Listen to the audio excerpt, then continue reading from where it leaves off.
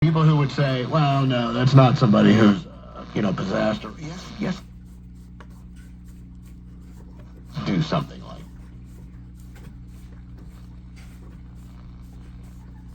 seek common good, right? To do things in that look of Worthington.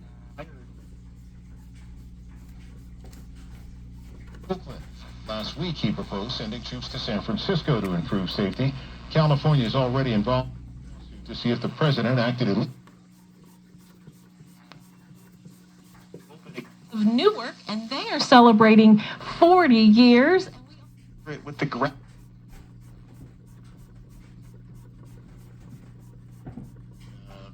your opinion on this. Traffic and weather together, powered by day and night heating and cooling products. Dill Mechanical, accident on 71 South, headed for Grove City, Johnny. Yeah, this will be southbound south of Frank Road. It is a little bit far for the camera, but it's reported off to the right-hand shoulder, something to keep in mind.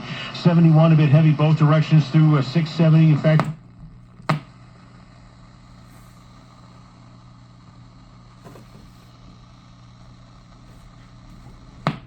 another one, this one 270 north approaching. Watch your right-hand berm and careful north of the Gahanna exit there at 670 and 62.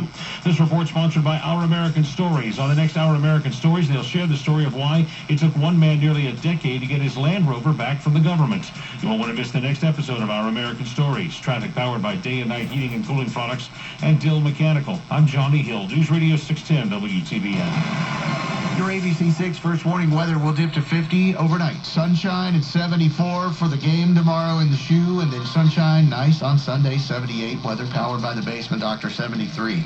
At your severe weather station, News Radio 610 WTBN. He says the jury did not understand police responses when they feel threatened. Former Columbus officer Adam Coy now appealing his conviction in the shooting death of Andre Hill. Coy last month was sentenced to 15 to life.